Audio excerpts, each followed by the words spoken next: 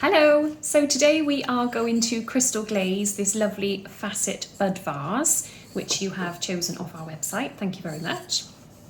So in your kit, you will have your blank bud vase.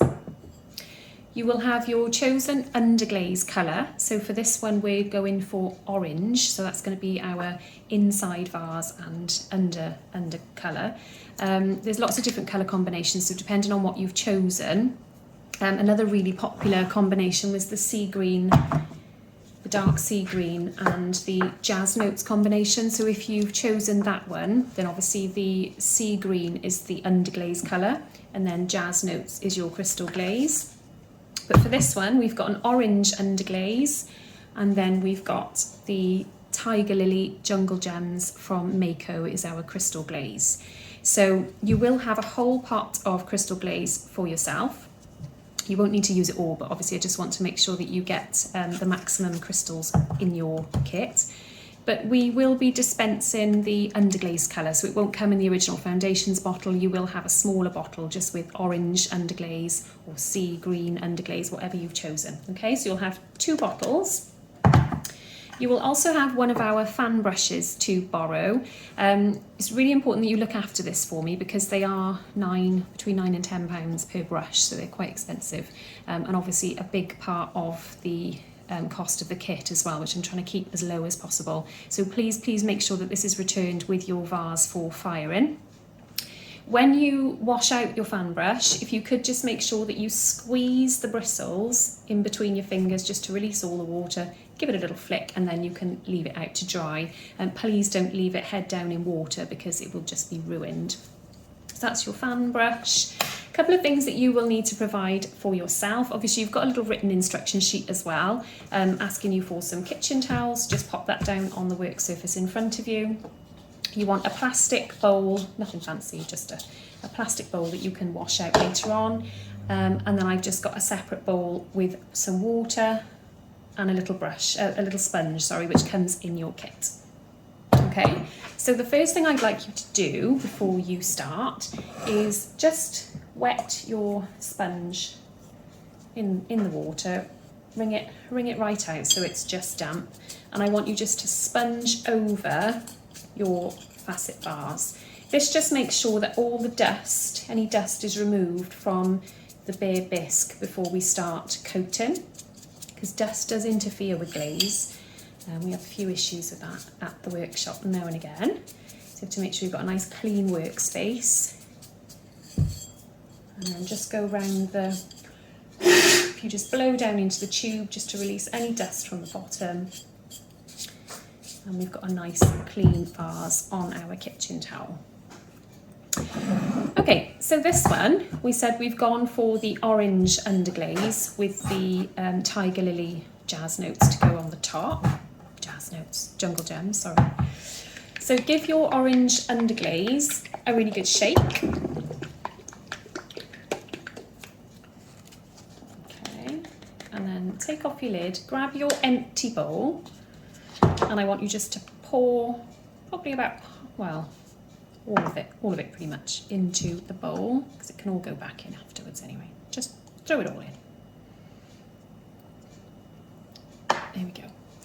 So, just a teeny drop of water, just to thin it down. And with your fan brush, give that a really good mix up for me.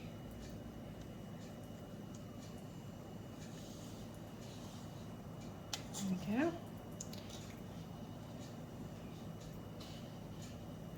And you can just pop your fan brush down on the lid for a second. Right, now,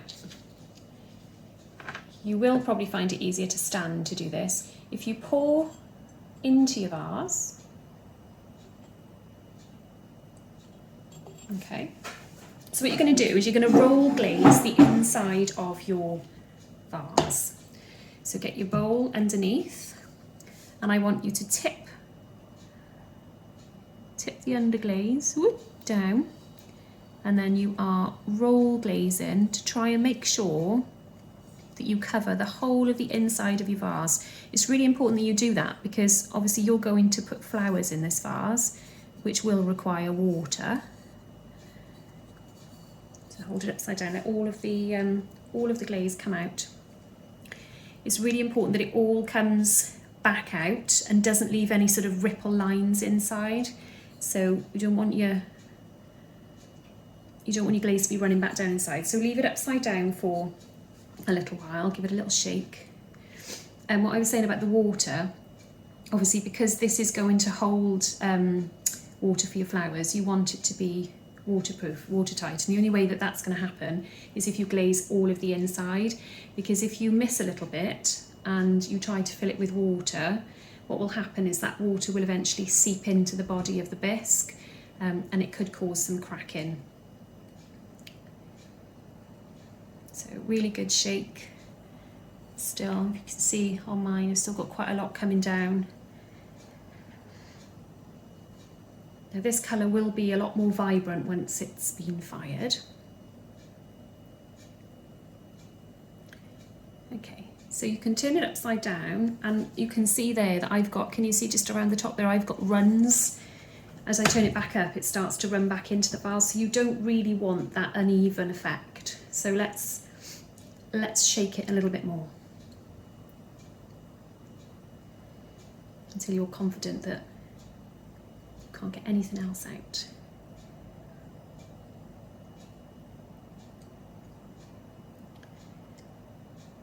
Okay, then what you can do is you can stand your vase on your kitchen roll like that, just upside down, just on there a second, because what I want you to do now, using your fan brush and your bowl, if you can pour the rest of that back into here.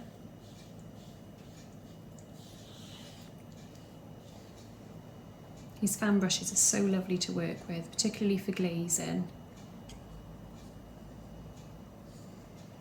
Never had any real sort of technical brushes at the studio before, because the kids get hold of them and then they end up ruined. But I am investing in some nice kits so that when we can open back up for ladies' nights, we've got some really nice tools to enjoy. Okay. So let's have a little look. So what I would do now, just around the top of your vase with your fan brush, you can just disperse any ridges that you've got, and you can start the excess, you can start painting onto the outside of your vase like I'm doing, because that's the next thing we're going to do, is coat with 2 coats of underglaze. We're going to do the outside of the vase. Now I've decided I'm going to paint mine all the way down. Okay, there's loads, look at all this glaze that's coming out just from the excess that's dripping back down into my vase. So we'd probably get a whole first coat, I reckon, just from the excess.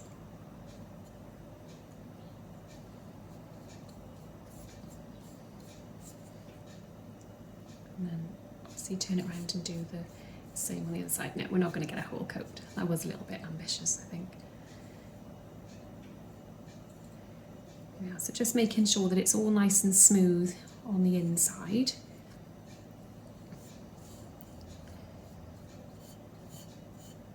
Okay, and you can sit back down now if you're a bit more comfortable sitting down.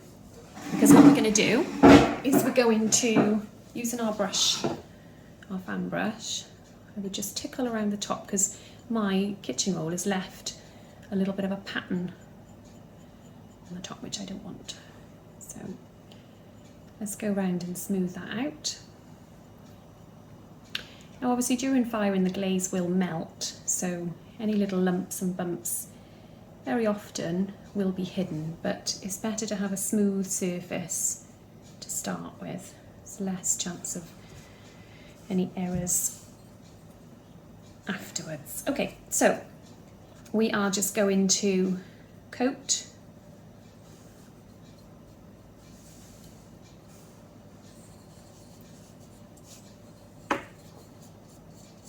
with the fan brush. And this is where I should have, I did this earlier vase really, so that you haven't got to sit and watch me paint my vase, but we'll paint them together.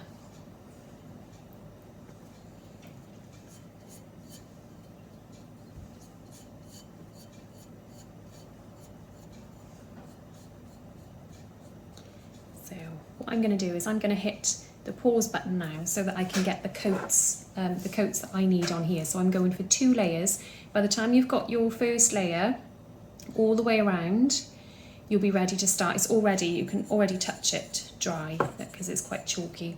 You'll be ready to put your second layer on. So I'm going to leave you to do that. And then when I'm finished, I'll restart the video and we'll move on to the next stage. All right, so I will see you in a minute. Okay, so I have just about finished the second coat of orange underglaze. The good thing about having it on the tissue, obviously, is you can drag the tissue around when you want to move your vase around, so you're not getting glaze all over your fingers all the time. I would just admit that I am a very messy worker, so I'm doing quite well today. Okay, so you should have a nice base coat of orange now all the way around. So just pop that to one side for me for a second. There we go. We pop our fan brush back in the empty bowl. You can put the lid on your underglaze colour now, because we have finished with that one. So the next part is going to be having a look at our crystal glaze. Now I don't want you to shake it, okay? Don't move anything at the minute. So as you can see, all of the crystals live at the bottom of the pot. So what we're going to do is we're going to use the thin layer of glaze at the top to do a base coat on our vase, or not a base coat of the crystal glaze. So this is almost like a top layer over the underglaze that we've got on there. But I don't really want to disturb the crystals at this stage, okay? So we're going to, you need to decide how far down you want your crystal glaze to come on your vase. I would recommend, you don't really want it to be any lower than this sort of line here. You definitely don't want it to be on those bottom lines, because what will happen when the kiln heats the crystal glaze up, the crystals will sort of explode, they'll expand, they will, what's the word? They'll run, so they will run down. I'm going to show you on this owl. What you don't want is you don't want the crystals to run off the end of your vase, so you don't want to be too close to the bottom. If you look at the tea light that I used some crystal glaze on, you can see that I've sort of stopped just under his wing. I didn't go all the way down. When I fire them, I will fire them on a tile so that I can collect any crystals before they hit my kiln shelf. So I'm not too worried about that, or damage to the kiln shelf. What I don't want is you to find that all your crystals have disappeared and come off the end. So I would say you want to focus more on getting your crystals sort of to this level here, and then we'll brush them down a little bit so that they run into the next section. But the heaviest crystal load is going to be from here upwards, I would say. Isn't he lovely?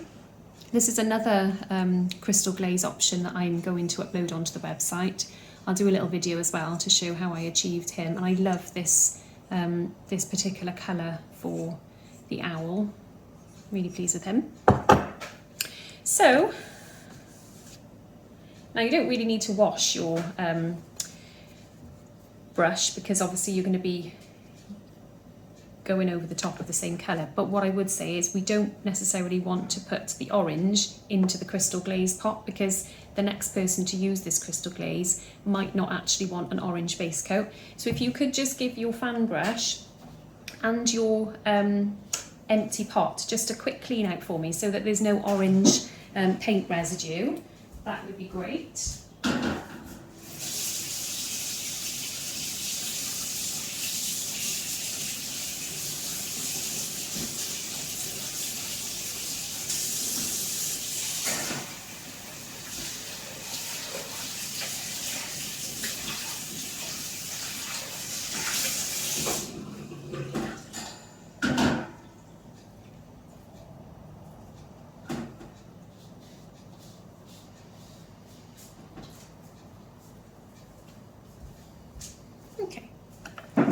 got a nice clean bowl and a nice clean fan brush. So, using your fan brush, smooth the bowl next, we'll need that in a second. What I'd like you to do is just, like I say, don't stir, don't shake. I just want you to pop your fan brush into the top of your crystal glaze. So you should be able to see there that there's no crystals visible on the top of the pot at the moment. Okay. And then you can start glazing over your orange. As I say, I think I'm going to go all the way down with my, not to the very bottom. I'm not worried about this bit under here that I've coated it orange, this bit, but I'm not going to use the crystal glaze on there. I'm just going to leave that block orange colour. You can see as you put in the glaze on, you will get a couple of crystals popping out. There's nothing wrong with that. Don't think you've got to try and get rid of them or anything. But we just, the idea at the moment is just to get this glaze, the first layer of glaze on there. It's quite gloopy. Glaze is quite gloopy. You don't want it to be too thick, okay? You want nice, thin, oh, there's a big crystal. You want nice thin layers, okay?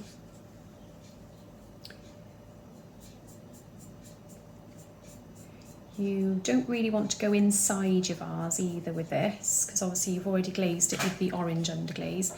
So again, I would take it up, and I would just give the very rim a little tickle, but I'm not going to glaze inside the vase. There's no need, because you're going to get this lovely orange, bright orange colour.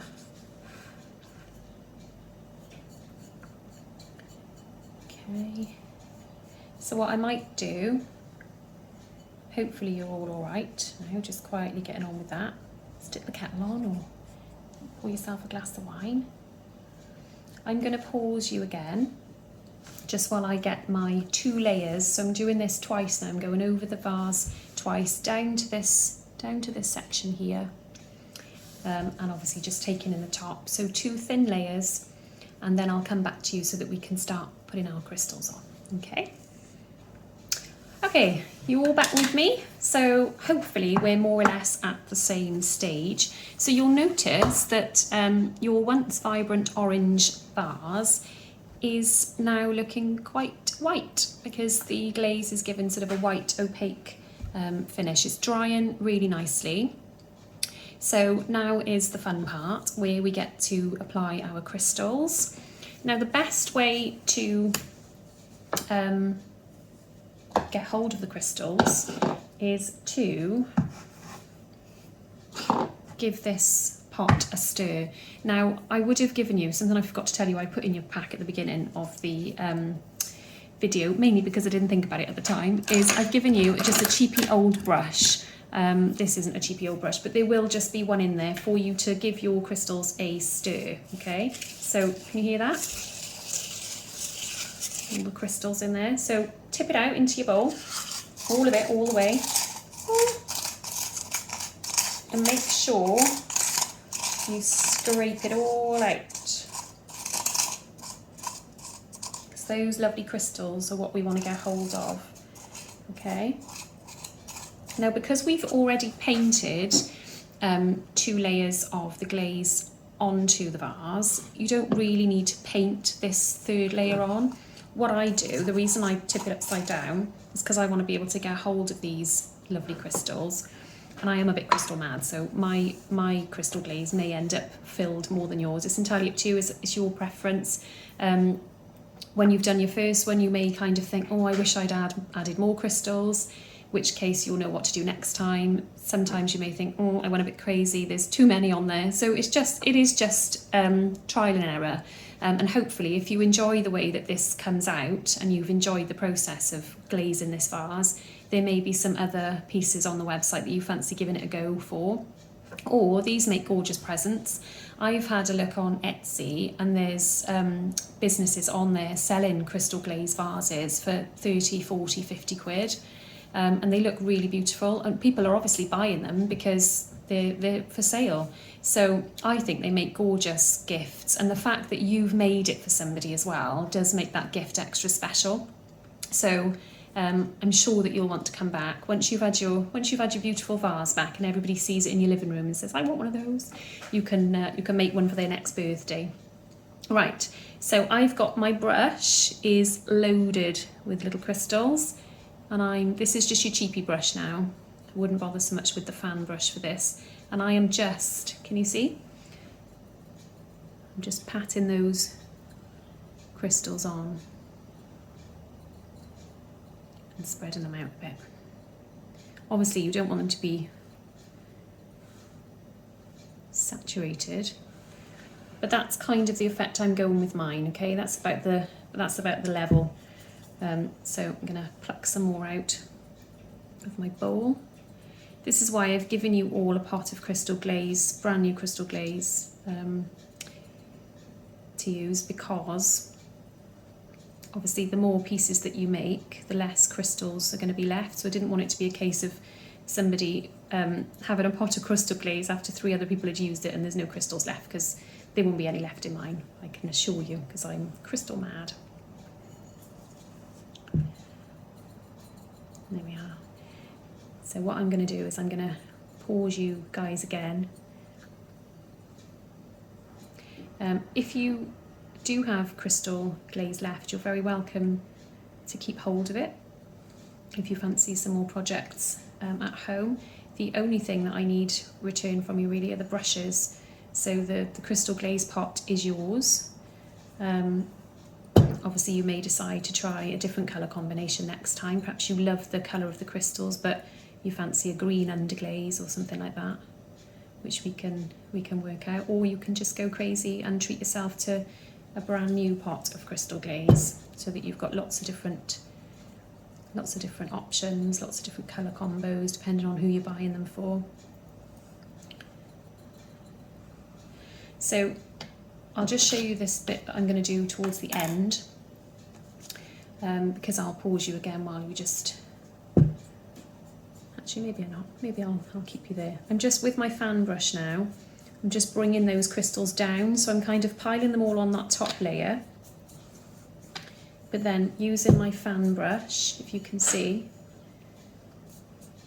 I'm kind of making them cascade a little bit down the sides of the vase, because I don't want it all just to be on this section.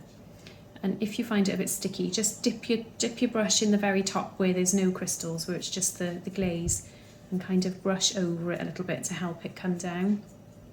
Can you see? So you've got this sort of effect going on. Looks a bit like hundreds and thousands. So I'm going to leave you there, and we'll just finish up our vase together, I think. What I was going to say about bringing them back for firing, I know you're excited, because I'll probably run straight to the kiln now and put this in, because I'm the most impatient person. However, it's a bit easier for me to do that because of transportation, but you're going to have to get these back to me without knocking your crystals off. It does happen, because obviously if you need to pop it in a box or wrap it in some tissue, you may end up knocking some of your crystals off. So just make sure it's absolutely bone dry before you bring it back into us. I'd probably say leave it sat overnight, and possibly even the next day. You give it 2 days before you drop it back in for firing to us. And when you bring it in, just be really careful what you wrap it in, because obviously if you wrap it in a load of tissue, the odds are that's going to rub the crystals off. So using that huge pile that I put on, I'm kind of spreading them all out now, and I'm dipping back in for some more. You see, I don't know whether I'm too far away. Hopefully you can see. Go, and I'm just spreading. This is going to be very crysty.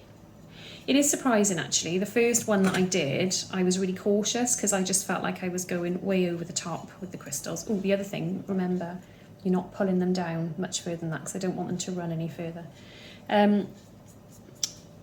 Yeah, the first time I did glaze. What did I do? I think it was a milk bottle. And it wasn't very good, actually. I was really disappointed because even though I felt like I put loads on, it really didn't look it when it was finished. So I was a bit disappointed. So ever since then, I've always gone a bit mad and probably added a little bit too much crystal glaze. So what's everybody thought about doing sort of workshops from home? I've got a few different ones that I can share with you. It's quite funny actually painting while you're recording a video, but I'm guessing it's not boring because obviously you're busy painting too. I would still love to think that I can hold some of these evenings in the run up to Christmas. It would be lovely, wouldn't it? Just to see people, even if you come on your own. I mean, I'd be on my own. I'd sit there and paint with you, have a glass of wine, mince pie. I think it'd be really lovely. And also, it's not a bad idea for things like hen parties. If it's somebody's special birthday, you know, we could, when things get back to normal, obviously, hopefully. But just thinking like you could combine it with afternoon tea or something, it'd be really lovely, wouldn't it? So yeah, definitely need to do some more adult things. I think a lot of people do associate pottery painting with kids. And it really isn't just for kids, it is for everybody. I absolutely love it. I quite a lot of lockdown actually I spent painting and just enjoying trying new techniques that I've never had time to do before because I've been so busy running the business. And I know the other girls will tell you that we do it all day long. So the last thing you really think of when you come home is sitting down to do some painting. But I think because I've been choosing some more adult focused things, it has become more of an enjoyment thing than feeling as if it's work. So this is my vase and I'm going to leave it there. So they're really well distributed around, and hopefully when they burst now they're going to cascade down. So there's still loads and loads of crystal glaze left. So I'm going to use my fan brush now to pop it all back into my pot. Ooh, except that bit. Oh my goodness, on that bit. Told you I was messy, didn't I? So pop it all back in because it's all fully usable again. I mean, depending on how much is left in your pot, if you wanted to swap it for a different crystal glaze next time, I might be able to sort something like that out with you, but I'm just a bit concerned that after, I mean, there's still loads in there, so you definitely get another project out of that one jar. I'm just a little bit concerned, like I say, if person number 3 or 4 came along and there weren't any crystals left. So I think the best way to organise it is that you do get your own little pot of crystal glaze for each project. But I'm sure we can sort something out if you want to. If you come back to me, you've still got loads left and you just want to swap it for a different combination for your next project, I'm sure we can sort it. No problem. Or just keep them in the cupboard so you've got a little collection going. But I am very excited to see this one. Obviously, it is something that I have done along with you for the video, so I haven't got the finished article. But you will have seen on my Facebook page and the website the Jazz Notes and Seagrass. Is it seagrass or sea green? Sea green. I keep calling it seagrass. The sea green and Jazz Notes combination vase, which is just beautiful. It's that sort of turquoise and purple, which I think is actually going to be my mother-in-law's Christmas present. Because she loves those colours. So I've got that one finished, but I'm really excited to see what this one looks like. And obviously any glaze combinations that you've chosen, please post your pictures on Facebook and encourage others to try our online tutorial. Thank you so much.